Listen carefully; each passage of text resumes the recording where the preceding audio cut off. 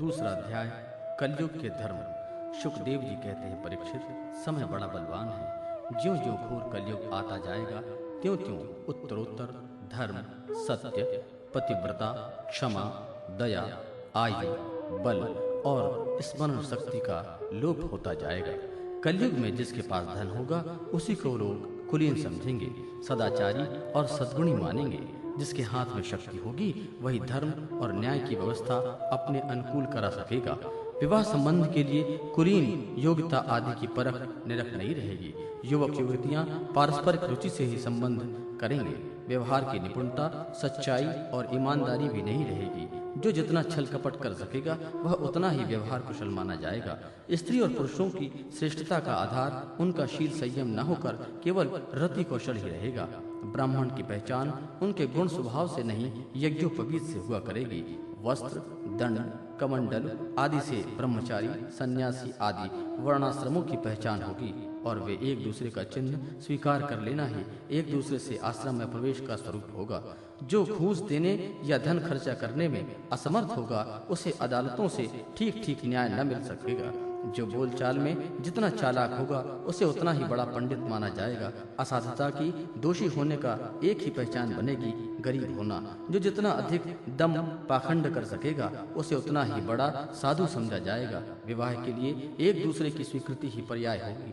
शास्त्रीय विधि विधान के संस्कार आदि की कोई आवश्यकता न समझी जाएगी। बाल आदि संवार कर कपड़े लत्ते से लैस हो जाना ही स्नान समझा जाएगा। लोग दूर के तालाब को तीर्थ मानने लगेंगे और निकट के तीर्थ गंगा, गोमती, माता पिता आदि की उपेक्षा करेंगे। सिर पर बड़े बड़े बाल कालो रखना ही शारीरिक सौंदर्य का चिन्ह समझा जाएगा और जीवन का सबसे बड़ा पुरुषार्थ होगा अपना पेट भर लेना।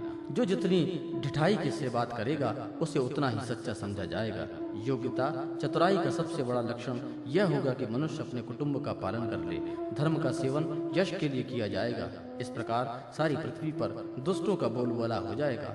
तब राजा होने का कोई नियम न रहेगा। ब्राह्मण, क्षत्रिय, वैश्य अथवा शूद्र में से जो बलि होगा वह राजा बन बैठेगा। उस समय के नीच राजा अत्यंत निर्दयी एवं क्रूर होंगे।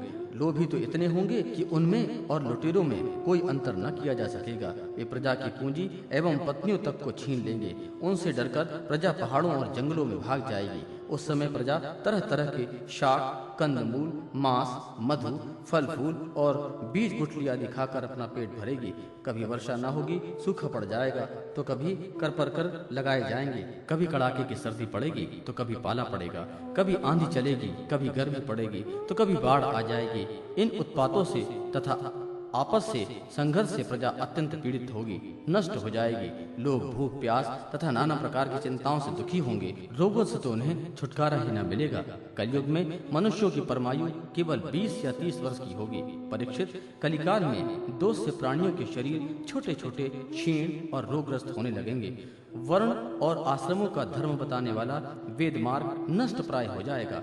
धर्म में पाखंड की प्रधानता हो जाएगी। राज्य महाराजे डाकू लिटोरों के समान हो जाएंगे। मनुष्य चोरी, झूठ तथा निरपराध हिंसा आदि नाना प्रकार के कुकर्मों से जीविका चराने लगेगा। चारों वर्णों के लोग शूद्रों के समान हो जाएंगे। गायें बकरियों की तरह छोटी छोटी हो जाएंगी और कम दूध देने वाली होंगी। वन्य प्राणी और सन्यासी आदि विरक्त आश्रम वाले भी घर गृहस्थी जुटाकर गृहस्थों का सा व्यापार करने लगेंगे। जिनसे वैवाहिक संबंध है उन्हीं को अपना संबंधी माना जाएगा। धान, जौ, गेहूं आदि धान्यों के पौधे छोटे छोटे होने लगेंगे। वृक्षों में अधिकांश शमी के समान छोले और कटीले वृक्ष ही रह जाएंगे। बादलों में बिजली तो बहुत चमकेगी परंतु वर्षा कम होगी। गृहस्थों के घर अतिथि सत्कार या वेद ध्वनि से रहित होने के कारण अथवा जनसंख्या घट जाने के कारण सूने सूने लगेंगे। परीक्षित, अधिक क्या कहें, कलयुग का अंत होते होते मनुष्य का स्वभाव गधों जैसा दुस्सह बन जाएगा। लोग प्रायः गृहस्थी का भार ढोने वाले और विषयी हो जाएंगे। ऐसी स्थिति में धर्म की रक्षा करने के लिए सत्वगुण स्वीकार करके स्वयं भगवान अवतार ग्रहण करेंगे। प्रिय परीक्षित, सर्वव्यापक भगवान विष्णु सर्वशक्तिवान हैं। वे सर्वस्वरूप होने पर भी चराचर जगत के सच्चे शिक्षक हैं, सद्गुरु हैं। वे साधु सज्जन पुरुषों के धर्म की रक्षा के लिए उनके कर्म बंधन काट करके उन्हें जन्म मृत्यु के चक्र से छुड़ाने के लिए सदैव अवतार धारण करते हैं।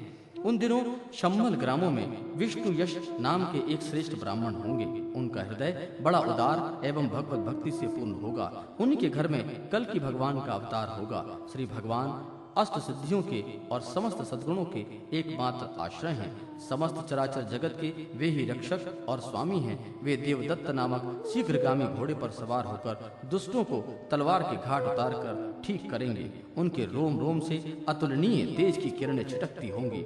वे अपने शीघ्रगामी घोड़े से पृथ्वी पर सर्वत्र विचरण करेंगे और राजा के वेश में छिपकर रहने वाले कोटि कोटि डाकुओं का संहार करेंगे। प्रिय परीक्षित, जब सब डाकुओं का संहार हो चुकेगा तब नगर की और देश की सारी प्रजा का हृदय पवित्रता से भर जाएगा, क्योंकि भगवान कल्कि के शरीर में लगे हुए अंगराग का स्पर्श पाकर अत्यंत पवित्र हुई वायु उनका स्पर्श करेगी और इस प्रकार वे भगवान के श्री विग्रह के दिव्य गंध प्राप्त कर सकेंगे। उनके पवित्र हृदय में सप्त मूर्ति भगवान वासुदेव विराजमान होंगे और फिर उनकी संतान पहले की भांति हृष्ट पुष्ट और बलवान होने लगेगी। प्रजा के नयन मनोहारी हरि के धर्म के रक्षक और स्वामी हैं। वे ही भगवान जब कल्कि के रूप में अवतार ग्रहण करेंगे उसी समय सतयुग का आरंभ हो जाएगा और प्रजा की संतान परंपरा स्वयं ही सत्व गुण से युक्त हो जाएगी। जिस समय चंद्रमा, सूर्य और बृहस्पति एक ही समय एक ही साथ पुष्य नक्षत्र में प्रथम पल में प्रवेश करते हैं, एक राशि पर आते हैं, उस समय सत्व युग का प्रारंभ होता है। परीक्षित, चंद्रवंश और सूर्यवंश में जितने राजा हो गए हैं या होंगे उन सब का मैंने संक्षिप्त में वर्णन कर दिया।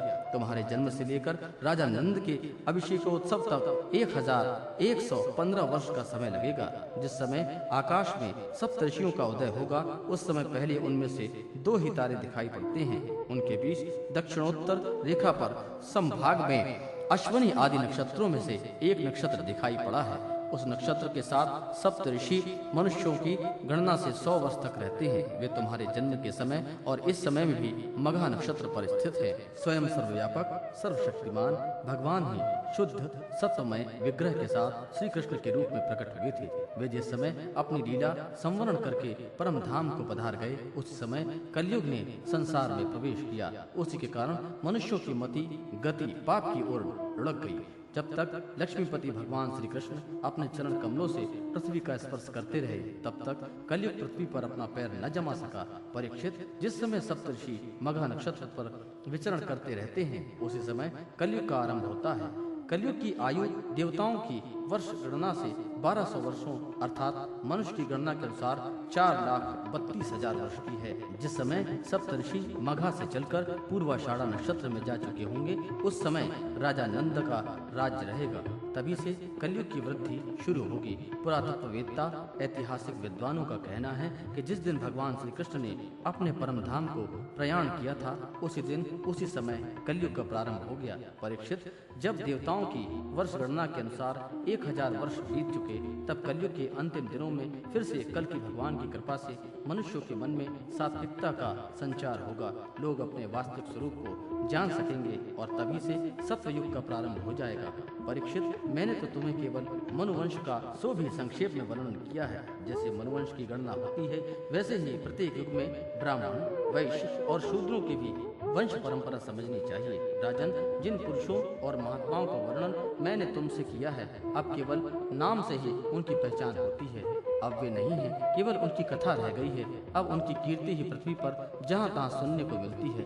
भीष्म पितामह के पिता राजा शांतनु के भाई देवापी और इक्ष्वाकुवंशी मरु इस समय कलाप ग्राम में स्थित हैं। वे बहुत बड़े योग्य बल से युक्त हैं। कलयुग के अंत में कल की भगवान की आज्ञा से वे फिर यहाँ आएंगे और पहले की भांति ही वर्णाश्रम धर्म का विस्तार करेंगे।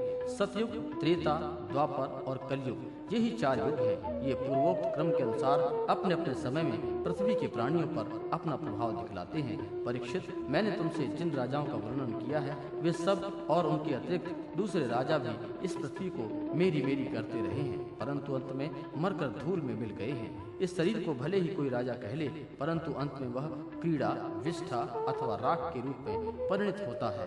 राख ही होकर रहेगा।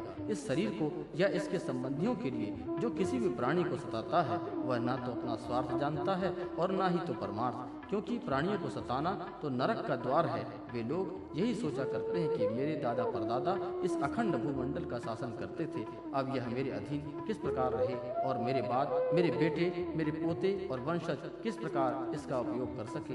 वे मूर्ख इस आग, पानी और मिट्टी के शरीर को अपना आपा मान बैठे हैं और बड़े अभिमान के साथ डींग हाँकते हैं कि यह पृथ्वी मेरी है। अंत में वे शरीर और पृथ्वी दोनों को छोड़कर स्वयं ही अदृश्य हो जाते हैं।